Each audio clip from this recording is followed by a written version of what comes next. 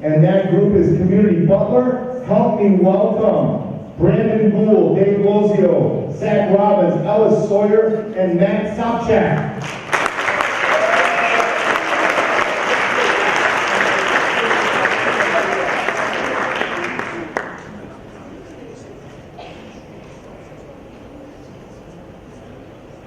Hi, I'm here to talk about a problem affecting every single American household. There are way too many daily chores that we have to do in our house today, and we're currently facing a youth unemployment crisis.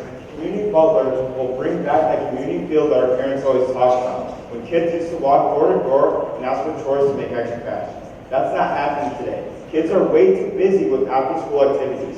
Community Butler will allow these teens to keep their after-school activities and make the extra cash, and then allow the adults to focus on more important needs and not waste time on housework.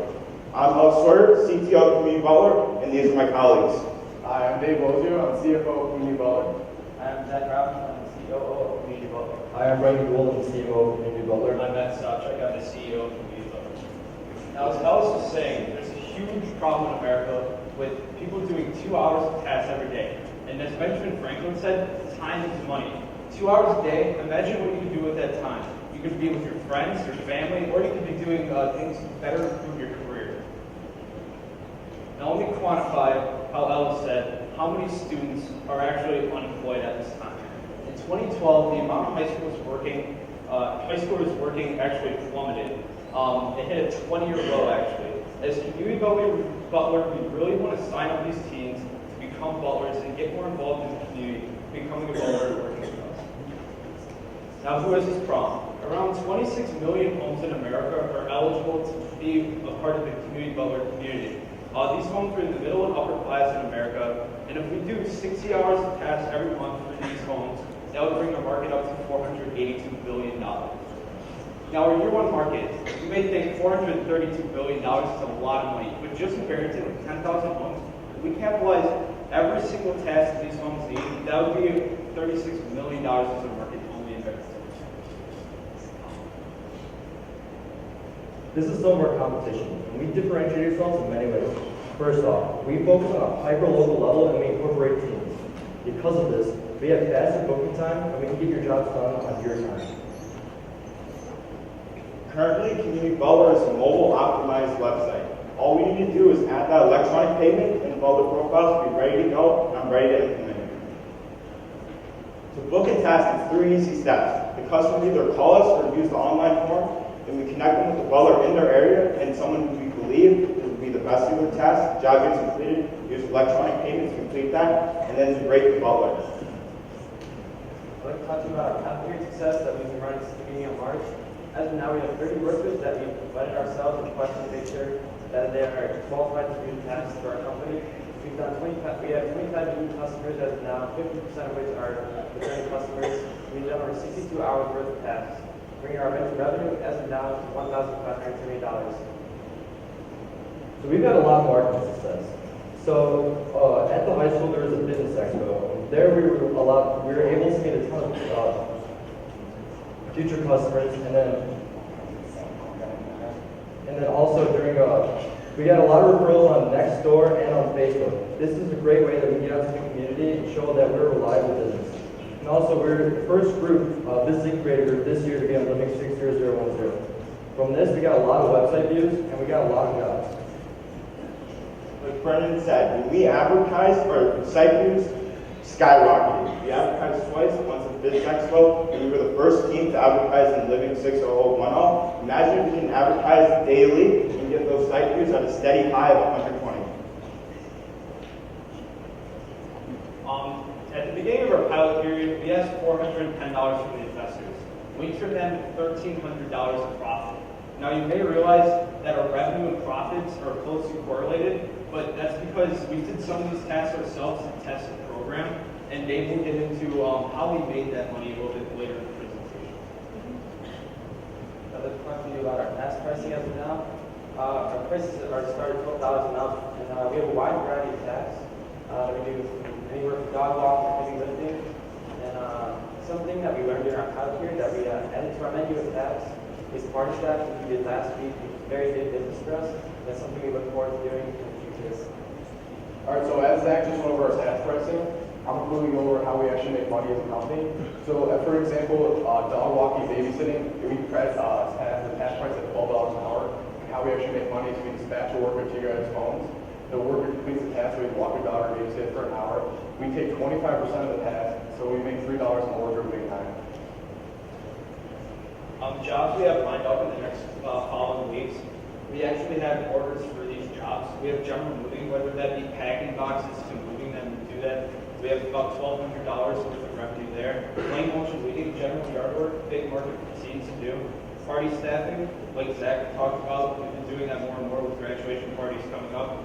Dog walking and sitting is one of our bigger markets. This is not a corporatized business yet, so we want to do that through the community and have teams do it. So we have about $1,800 in revenue there, bringing up to around $4,310 in revenue. During our trial period, we learned a lot about how we can acquire customers. So the next door, that was one of our biggest ways we got customers. So people next door, if you don't know, they post about local events that are happening, jobs they need done, stuff they want to sell. And so with jobs they need done, we comment and send them our link, and they fill out a form, our task form, and we get it done on their time. And also through Facebook, there's two ways we learn how we can advertise there. So there's one way you can pay to advertise, and there's another way you can boost. So when we learned that if you pay to advertise, it doesn't work as well. But if you pay to boost your post, which is a lot cheaper, we actually got a lot more jobs spent. So we learned that if we pay to boost posts, that's one big way we can get out to it. Then for Butler recruitment, we're mainly going to go through social media and local schools. So social media, because that's where teens spend a lot of their time. And local schools, that's where teens are always at. And we can put posters, flyers, go through their local e-news and stuff like we have VHS TV. That's a great way we can recruit kids at high schools and community colleges. All right, so I'm quickly going to go over our projections for years 1, 2, and 3. For year one, we plan on staying local in the Barrington, Inverness area, and our revenue is projected to be $64,200. In years 2, we plan on expanding out to Schaumburg, Hoffman Estates, and that brings our revenue up to $222,000. And then year 3, we plan on expanding to Foxover Grove, Evanston, Lake Forest, and yeah. So then how we plan on actually increasing our revenue is through our marketing. We plan to increase marketing, as Alice and Brennan went over earlier. When we marketed, it brought a lot of views to our website, and so for what we're asking for today, we're actually asking for kind of unique, it's different than every other group. We're asking for $9,500 for 20% profit in our company until we pay back $13,300, which leaves you guys at a 1.4 time money multiple. We plan on paying this back by year 2 based off our projections for our profit. And so for our use of funds for marketing, we plan to use $3,100 for marketing, legal for $2,900, liquidity for $1,500, posting SEO for $2,000. I can quickly go into more detail on each one. So for marketing, we plan on using $2,500 for local advertising around the local community, such as the cattle demo we're thinking about doing. They show every day. It'll be a 60-second ad. The other $600 will be for flyers, ads around the community. Because I know a lot of the people out here probably attend the car show on Thursday night, so we walk around, pass out flyers, stuff like that. For legal, $2,500 will be for the worker for liability insurance, and the other $400 would be for trademark. Liquidity is a $1,500 cushion, and then $1,500 for hosting would be to run our website, and then search optimization would be $500, and that would be to boost our website up on the rankings. That brings the total up to $9,500. I'd really like to thank everyone for listening to our pitch. Every single person in this room is a potential customer of ours. I'd like to ask you to take a close look from our mentor, Stephen Mack. He's been great. And the teens in the room, I really encourage you to sign up with us, especially if you're busy after school. We're a quick way to make money.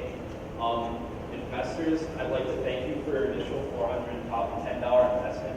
We really turned that into something I wish to continue our business on with you. Thank you.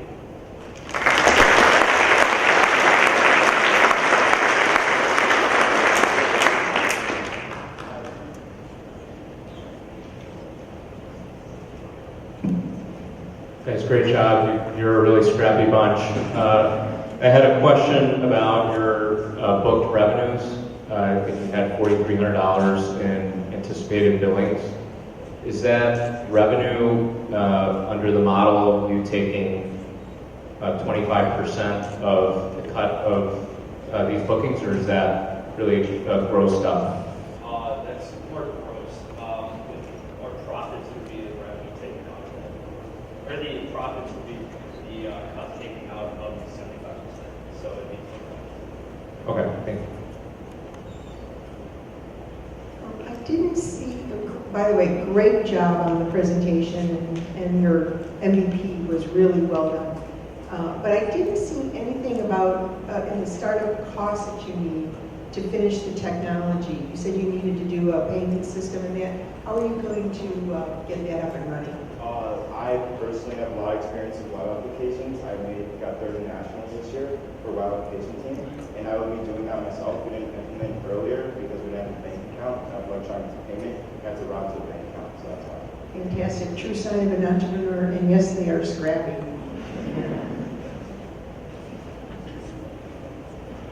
Yeah, great job. I've already got a couple of jobs for you guys in my house.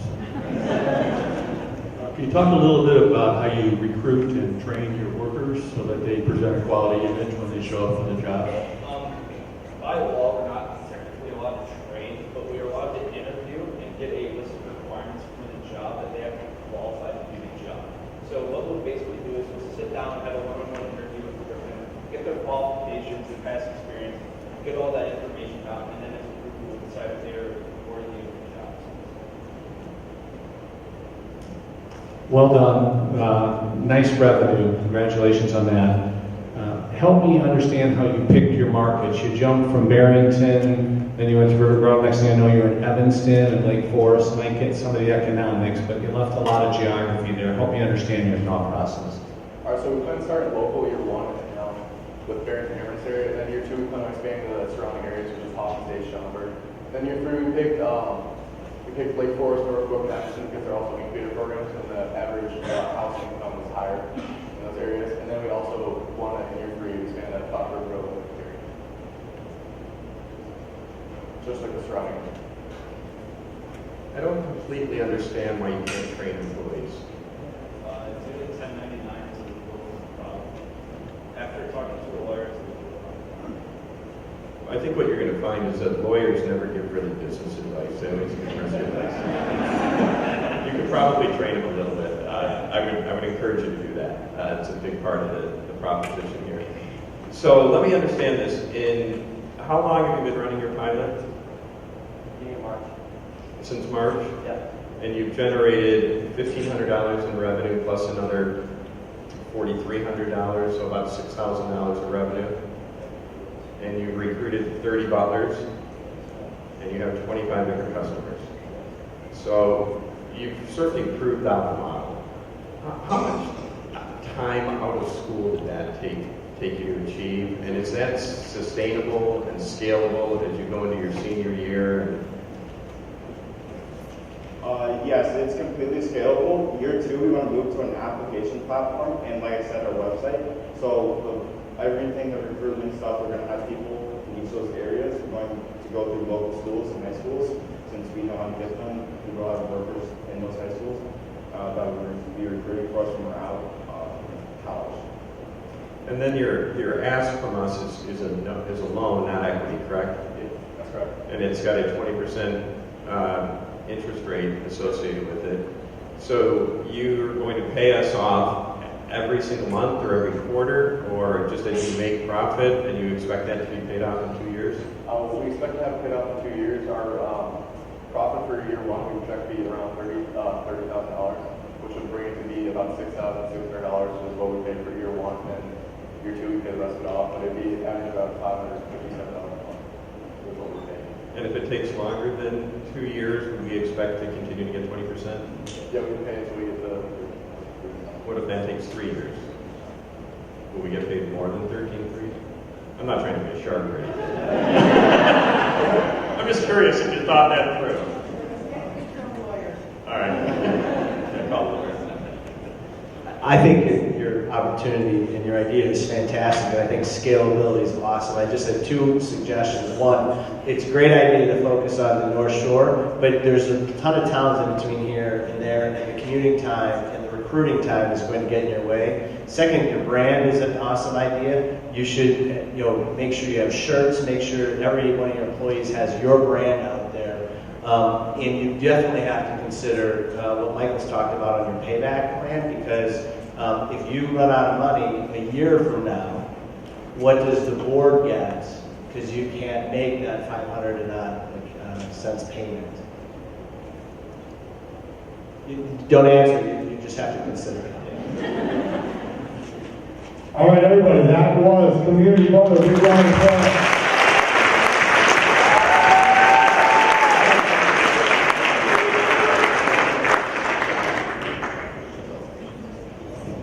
That's the one thing. I just want to say thank you to the investors for giving us this opportunity to come on the stage today, and then the rest of the community for coming out here today.